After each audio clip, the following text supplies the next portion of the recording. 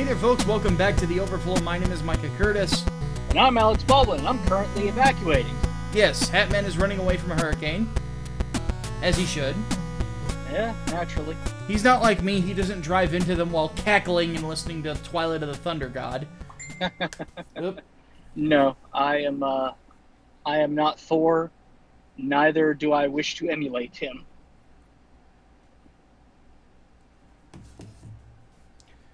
But, regardless, sorry for the phone noise, lady. So, we'll just put it that way. Ooh! Nothing yet. Just, working on it. Yet. But, so, for those of you who do not know, might be new to the channel, The Overflow is the show where every week we take on any and all of the questions that we missed during the Q&A because we are on a limited time limit. So this gives us a little bit more chance to answer questions that might be pertinent to what you're wanting to know, or just put more memes in the pile, I suppose. Alright, so let's go ahead and get started. Hatman, what do you want to start with today? Politics or entertainment? Ooh, I think you said we had a lot of entertainment questions, so let's go ahead and get those out of the way. Alright, let's do it. So, first one we got right out of the gate is a good one from Brimshay. How many zombies would Rob Zombie rob if Rob Zombie could rob zombies? He's getting kind of up there in age, so I'll say he could probably get about 10 before he finally gets bit. I would say at least 13, but only if Freebird was playing. Why Freebird? Devil's Rejects. Oh, right. God, I haven't watched that in ages. They're doing another one too, apparently. I don't know how because they're all fucking dead, but yeah, I was about to say. Well, whatever. Eclectic 1995 wants to know, what do we believe makes a fight scene great and memorable? Well, for me, it's hard these days, because when you know how to fight yourself, and you've been in a fight, suddenly, when you see a fight in a movie, it doesn't really, like, all the hand... I was watching Iron Fist Season 2. I stopped 2 episodes in because all the hand trapping drives me crazy. It doesn't work. Not really. You can't stand in front of someone and just swat away punches and then you can't see this, Hatman, but I'm doing a motion of just putting hands in front of my face. There's an obvious opening on the side of my head here where you could just throw a hook and then just nail the guy. If they're just moving their hands back and forth, if they're not moving their body and getting away from you to throw a counterpunch.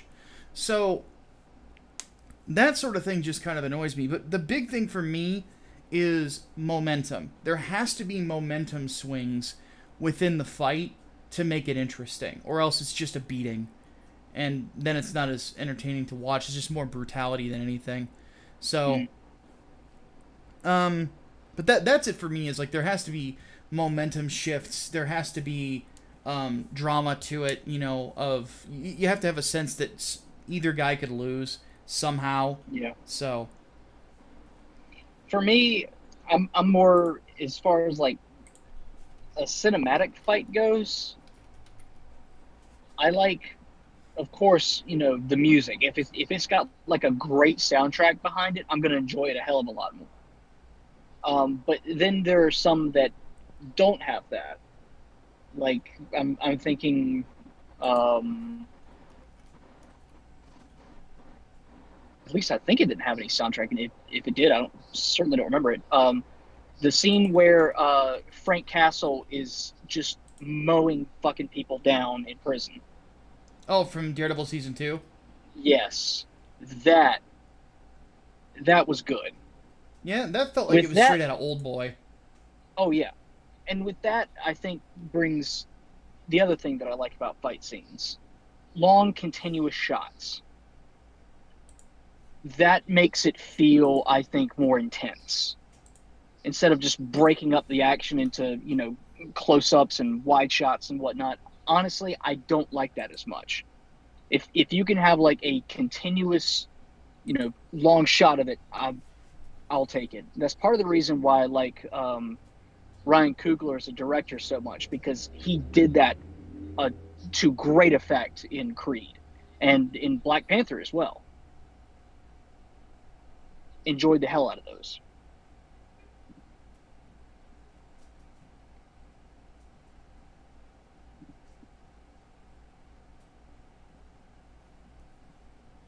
Yeah, for me, yeah, that's basically the long and short of it for me. Is it has momentum's the big thing. But anyway, hopefully that answers the question. Let's go and move on. Hardboiled Entertainment says, okay, a Wonder Woman and Lois Lane movie, especially as Amy Adams and Gal Gadot as great buddies, and the DCU set them up potentially bonding over the heartache of lost love. Thoughts? No. Pass. No. Why? What's the point? Yeah, that seems a little too random for me. Yeah. Besides, everyone will be clamoring for them to be lesbians anyway. Mm-hmm. And I would rather avoid that. Not to mention, it's like, yeah. I like Amy Adams as an actress. I like her quite a bit as Lois Lane, but the character in the DCEU isn't enough to carry a movie, as a co-star even. So, no. I can't see it. So, yeah, hard pass. No. Crystal Wing 2149 says, do you think we'll ever get a Left 4 Dead 3 with or without Valve? Valve can't count to 3.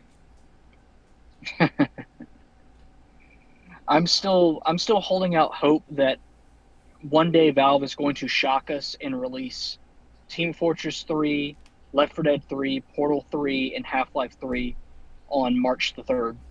It'll never happen, though. Probably 2033, but yeah,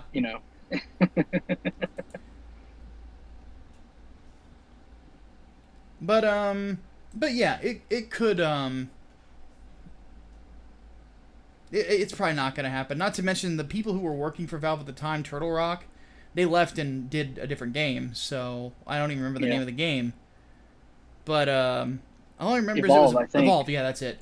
But, yeah, I don't see it happening. Which is unfortunate. But... yeah, no kidding. Swordsman100 asks, thoughts on Venom first host so far? I'm happy that Mike Costa is getting the opportunity to close, kind of the book on his run on Venom. Because he had a great run for 2 years.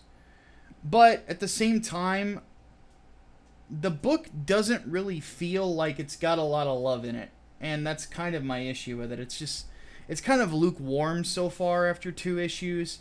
I like that Mark Bagley's doing the art, though. I mean, the art's great. It's just the storyline is just a little weak. That's basically it. I kind of understand why he's doing it, because the idea of Deadpool being the first host of the Venom symbiote is kind of dumb. So, having a member of the Kree military makes more sense. But then again, he could have something in line for the issues 3 through 6 that could end up making it much more worth it than it is so far. But 2 issues in, I'm not a huge fan. I'm gonna keep reading it because it's Venom, but yeah, we'll see what happens. And Hatman hasn't read it. I don't think. No, I have not. So, all right. Here's a wrestling question. Hatman, do you know anything about wrestling? I know a bit about wrestling. Okay. Brian Gilmartin wants to know what are our thoughts on WWE's attempt to turn Becky Lynch heel at SummerSlam 2018 backfiring on them. So, Hatman, do you need background on this? I need a lot of background on Okay, this. so there are 2 main players on the SmackDown roster for women's wrestling. Charlotte Flair, the daughter of Ric Flair, and Becky Lynch. Becky Lynch is she was an okay known wrestler on the independent circuit in Japan and in other spots. She's from Ireland. Probably one of the most beautiful women you're ever going to set eyes on, and she's a phenomenal professional wrestler. But she was the inaugural SmackDown Women's Champion. She's been a fan favorite for a long time. And basically what happened is they set up a match between her and this other chick named Carmella, who was kind of the big heel on SmackDown. And then when Charlotte Flair was back from injury, she had an implant burst. Yeah. Once she's back from injury, they instead have turned the match into a triple threat, which Charlotte Flair wins for her like 6th women's title victory, and she's only been on the women's roster, on the main WWE roster, for like 3 or 4 years. Jeez. Yeah, it's kind of obscene how she is pushed as the main person all the fucking time. And so what they decided to do was take Becky Lynch, who is kind of the underdog, the fan favorite. She's not anybody's relative. She's not anything like that. She's just a really good wrestler, and people love her. And she turns on Charlotte in storyline, and she gets cheered for it. And everything that she has done since then, she's getting cheered for. Because she's who the fans wanted to be the top. You know, the number one lady. And for good reason. She works very hard. I mean, you look at pictures of this girl, you can tell she works very hard on her physique. And she could just as easily get breast implants. She could just as easily get an injection in her ass to make it bigger, or whatever. She does nothing of the sort. She's a very athletic woman, and she's just really fit. But she's incredibly beautiful. She's a natural beauty. She's a natural wrestling talent. She has earned everything that she's got in her career. And then you've got this other character that seems like she's just being given everything because of who she's related to. And you wonder why fans don't like that. Have you heard of Roman Reigns by chance? Yes, I have. I'm aware of the whole Charlotte's Roman basically Reigns push. in the Roman Reigns role of, you know, 3rd generation. Well, for Charlotte, 2nd generation, but you know, a generation past another wrestler that Vince McMahon really likes and wants to push. And with Charlotte, it goes even further than that, because Vince McMahon obviously has a type. You look at pictures of Linda McMahon when she was younger. You know, she's obviously blonde. She was obviously very beautiful and very chesty. No, and a lot of female champions that Vince McMahon pushes are blondes with big chests. Charlotte Flair's one of them. And usually they're implants too. So people are sick of the typical. They want Becky Lynch to be champion because she offers something fresh. And it doesn't surprise me that it backfired at all. I figured that if they made that move and turned Becky heel, nobody would want to go along with it. Nobody would want to boo this woman because she's awesome. Why would I want to boo somebody I like? So it just makes no sense. So like everybody who grew up, you know, watching professional wrestling, you root for the person who you want to win at the end of the day. Right. And the goal as the promoter is to make somebody the character that you want, that everybody wants to win. That's basically the babyface heel combo. Is with the heel, you try to make them so despicable that nobody wants them to win. But the problem is, if the heel has a legitimate gripe, it's really hard to boo them. And that's the issue we run into here. You know, that's part of the reason why you don't want your heroes to be stale. You don't want the most interesting characters in a comic book to be the villain. You don't. You want the hero to be the interesting one, so you have somebody to root for. You know, that's part of the reason as to why I really liked Ed Brubaker's run on Captain America show so much. Is he really took Steve to a ground level so you could understand him more as a person instead of just an idea. You know? Like and that's right. Sort of the same thing here, is that right now, as a character, as a wrestler, Becky Lynch is far more interesting than Charlotte is. And when you just, you know, and when people know enough about how wrestling works these days to figure out that she's getting pushed because Vince backstage wants her to have the belt on her, you get mad. Because, you know, it's like, I paid for a certain story here that you were advertising to me through your show 4 weeks ago. And then I might get something interesting out of this. And then you just take it away from me randomly. Fuck you, is going to be the audience reaction. So, now I wonder if they're going to start dubbing over the audience cheers again. Oh, they do. They were cutting them. You know. Well, I know they did it for Roman Reigns when they were really trying to push him like super hard. I don't know if they're still doing all that, the fucking time now. Anytime that they fuck up like this, they do it. And it's very obvious. The problem with wrestling fans, and I don't consider myself that much of a wrestling fan anymore. I follow it, but I only watch certain matches. Ones that I, just reading what's going on, I know I'm going to be interested in. And I'll watch NXT, because NXT is awesome. But, with the main roster, it's very, very difficult to see a character that I really get into anymore, because they constantly make faux pas like this. And they just aren't really interested in telling interesting stories. They're not, because Vince McMahon is the kind of guy that he would much rather, make $5 his own way than $1 million someone else's. But anyway, back to my fandom bit, is wrestling fans have Stockholm Syndrome. They'll bitch and they'll complain about the story, but they'll come back every fucking week. And I'm like, go watch Ring of Honor. Go watch, something else. Go watch New Japan. And New Japan has amazing wrestling these days. Their roster is stacked to the brim with some of the best wrestlers in the world. Specifically Okada and Kenny Omega. They're awesome. So, yeah, it's just... I don't know what the fuck Vince McMahon is thinking anymore. I know that he'll never do it, but he should retire.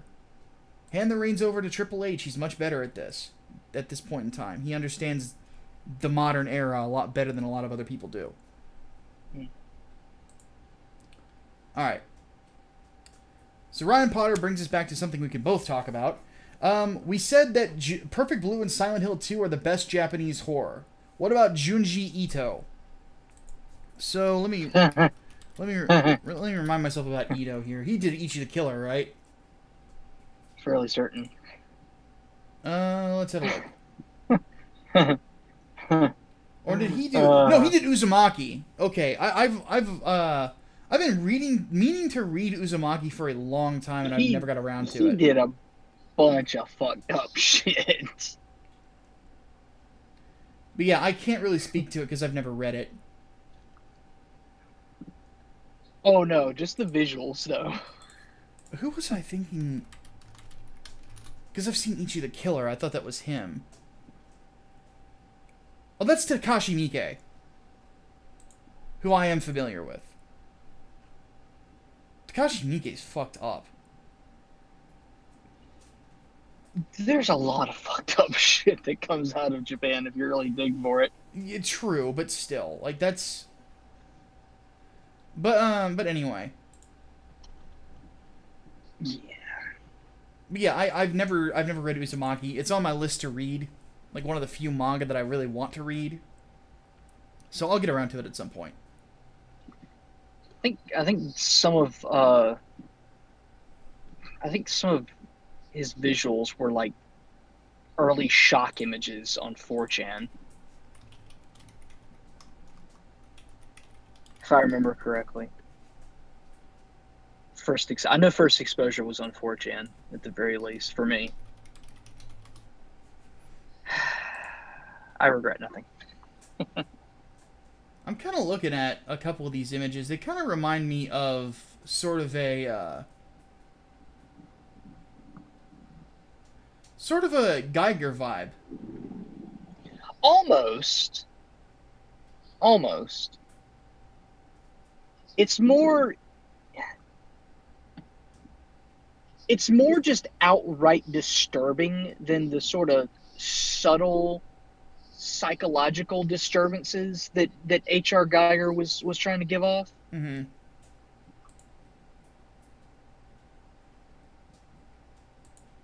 But it's still, yeah, it's normal people looking at that are going to be like, what the shit? Probably. Yeah, not for normies.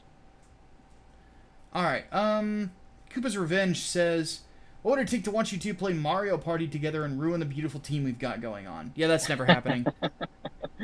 No. Wait, no. No.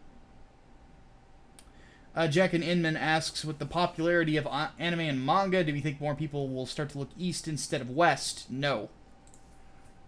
I don't see it happening because there's a cultural barrier there that a lot of normal folks, don't really get into. There was a guy in my training class at work who we were doing Two Truths and a Lie, and one of his was whether he said he hates anime, and he actually loves it. So, and people kind of looked at him funny for that, and I'm like, yeah, that's not changing for a while.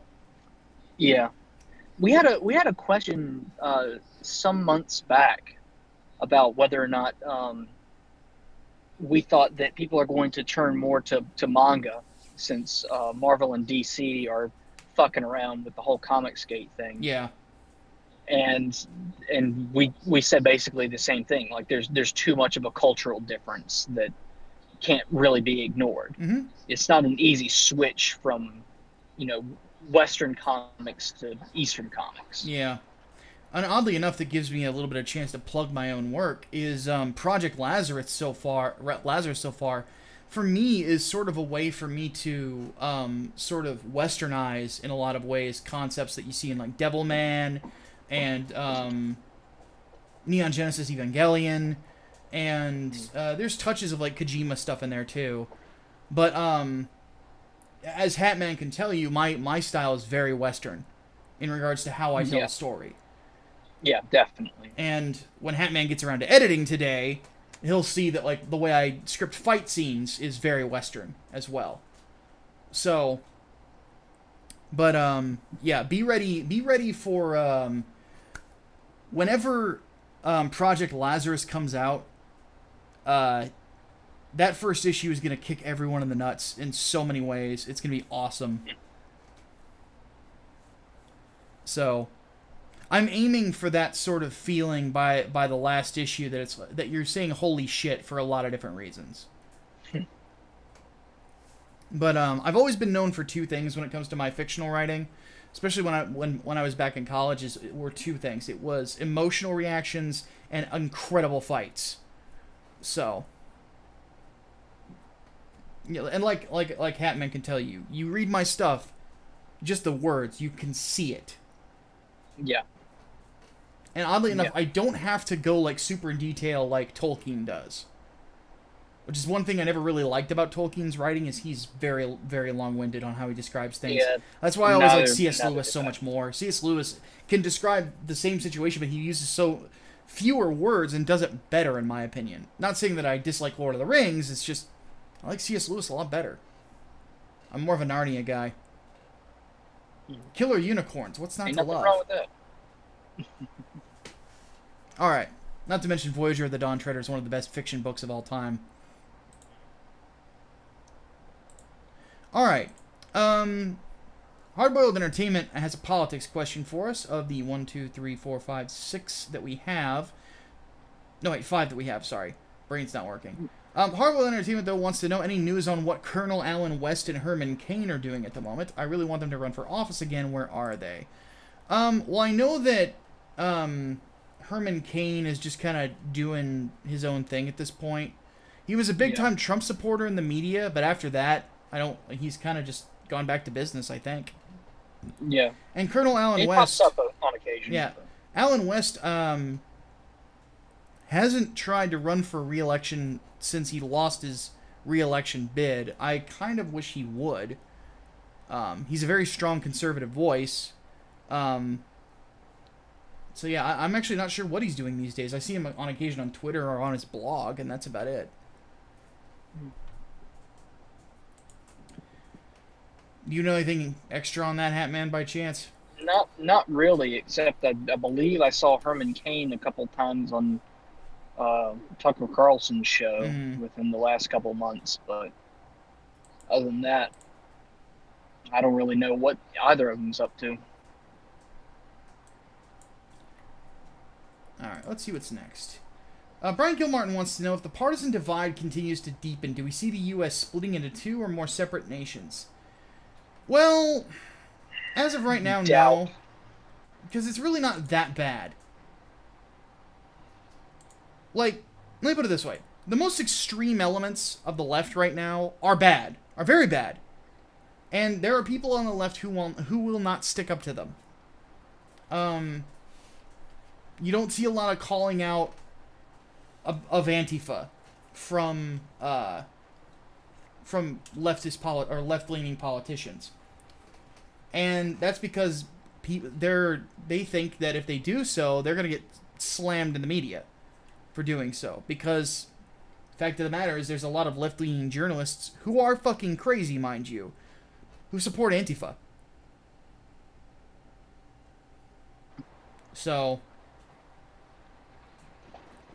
oddly enough, though, yeah, a lot of them... don't think. Oh, go ahead. I don't think we're really going to see any sort of split in the country. I think of the people that at least are radical enough for that, they would be more for just overthrowing the government as opposed to just leaving the country. Yeah. Not a lot of talk of separation these days. No. I mean, there was that thing about, Cal exit, but it never I went really anywhere. didn't go anywhere. Yeah. It'd be funny, though. Yeah, it definitely would, because they would fall apart. What else we got? Do we think that if the culture war continues to devolve into leftists resorting to slander, violence, and oppression, it'll end up triggering a world war? So this is ties into Brian's. If they attempted an uprising, they would lose. That's really the long and short of it.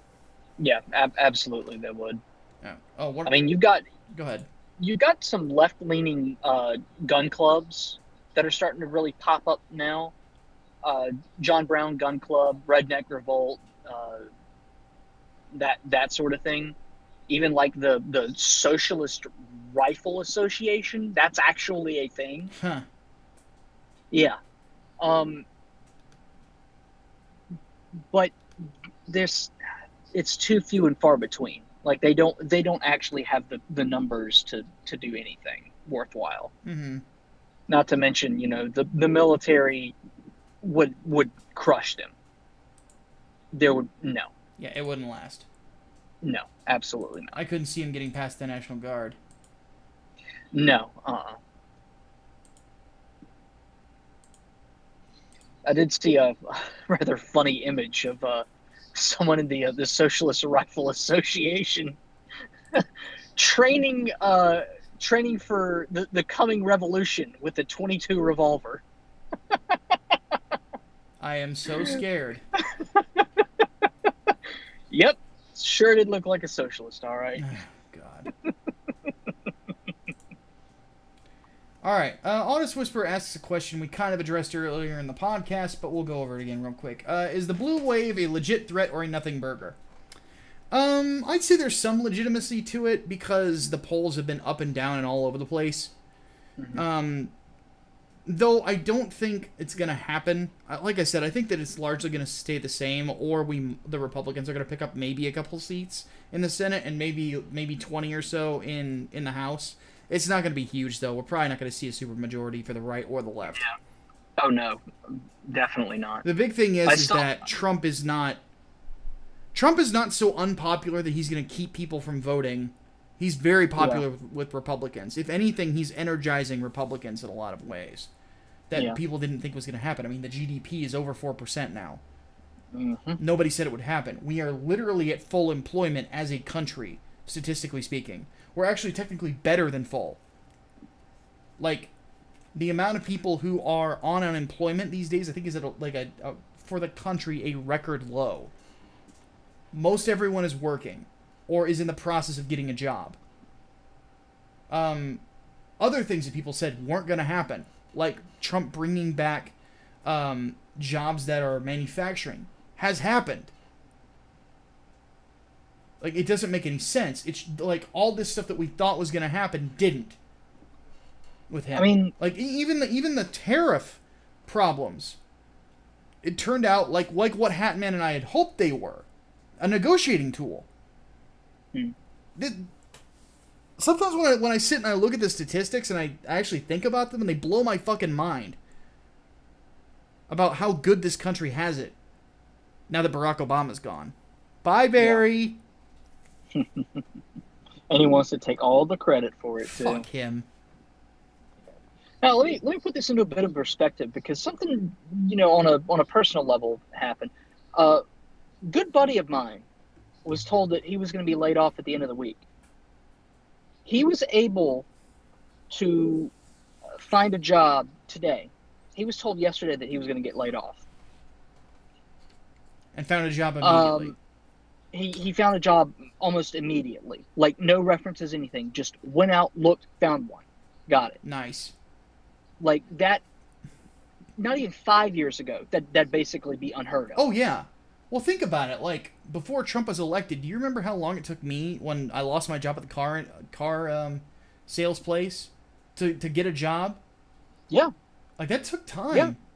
Like, yeah, and I remember how stressed out you were over it. I mean, for God's sake, after I left my job in November of last year, it took me until March of this year to find some work, any work. Yeah. That's now it seems like like businesses are expanding, and they're looking for new blood, like in a lot of different industries. You know, I work in insurance now. We need more people in insurance. It's a big industry too. You know, healthcare is a big industry. We want people in healthcare, doing healthcare research or working in healthcare, doctors, everything, because that'll drive prices down. So, because part of the reason, oddly enough, that prices go up a little bit, at least from what I've heard, is that, and I could be wrong about this statistically speaking, so somebody out there wants to correct me on the statistics, you're more than welcome to. But regardless, nurses work a ton of overtime, so do doctors these days. Because the medical, field almost got crushed by Obamacare. Mm-hmm. So. Yep. Getting back to the blue wave right quick, I don't think it's going to happen.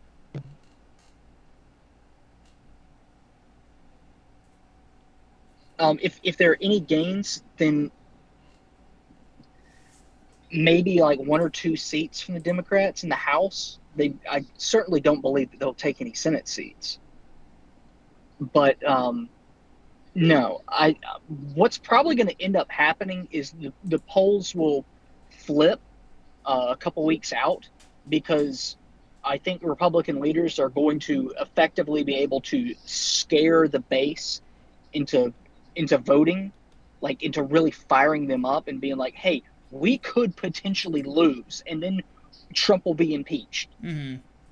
And that'll fire people up enough to outvote the so-called blue wave. Yeah. But at the end of the day, what it more than anything means go out and vote. Oh, yeah, no, obviously, and we've been saying this for months, do not assume anything. Go out and vote. If you are not registered, register, obviously. Like, how many times we got to say this? Yeah, just never assume anything. That's the big thing when it comes to politics. Never. If Never. Donald Trump's victory says anything, it's that you shouldn't assume shit. Exactly. Don't be like me on election night 2016, assuming that Hillary was going to win and we were all going to be fucked. Yeah, we both assumed that, and we were wrong, and I'm glad we were wrong. Yeah, thank God. All right, Eclectic 1995 asks, how would history be different if we didn't decide to drop the atom bomb in Japan on World War II? We would have had to basically slaughter hundreds of thousands of people to win that war, to get them to stop. We would have had to basically put in a ton of might to take one big fucking island. That's why we dropped the nuke.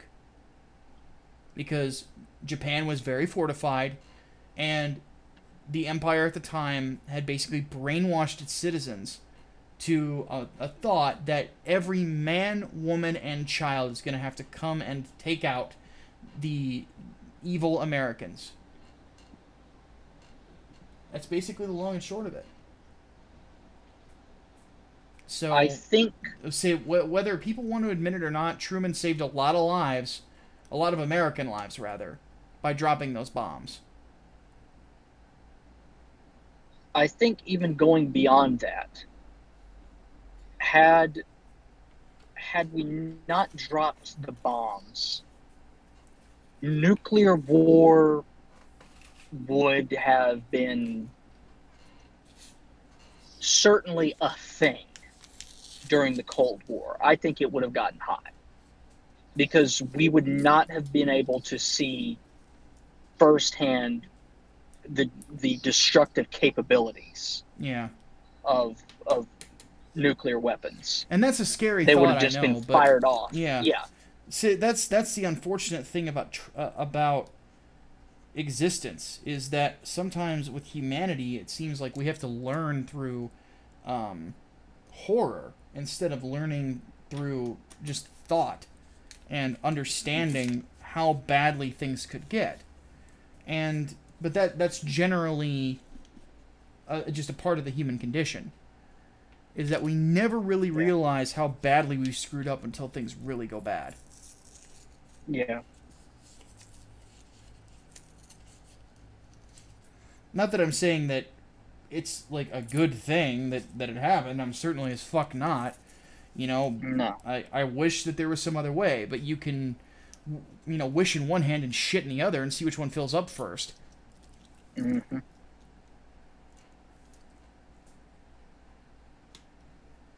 So, well, Hatman, that is all we've got. That's it? That is it. Yeah, a lot of questions this week, but not a lot of them had really complex answers. Mm. So now it's kind of different. Yeah, so now I have to figure out what I'm gonna title this one. So that'll be interesting. Title it "The Calm Before the Storm," since I'm trying to outrun one. I'll think about it. All right, folks, we do appreciate you stopping by, though, and watching this episode of The Overflow. So we do need to take off. Remember, actually, this is one thing we can end on. So, you said that you had heard from some people that we might want to consider moving the podcast up? Yes. Up either on Saturday or move it to a different day of the week, something like that. Saturday, we did move it from Wednesday to Saturday. Saturday for the foreseeable future really is the only good day for me. So, how about this? 5 o'clock on Saturday Central Time. I can get behind that, I think. I can too. So that's what we're going to do then. So, this coming Saturday, 5 o'clock Central Standard Time, Micah and the Hatman on politics will start up. We'll go till about around 7:30-ish Central Time to finish. So keep your eyes out, set your calendars, all that fun stuff. We'll be back. But until that point in time, my name is Micah Curtis. And I'm Alex Baldwin, and hopefully I won't be drowned. Hopefully not. But we'll see you guys soon. Deus Volt. Deus Volt.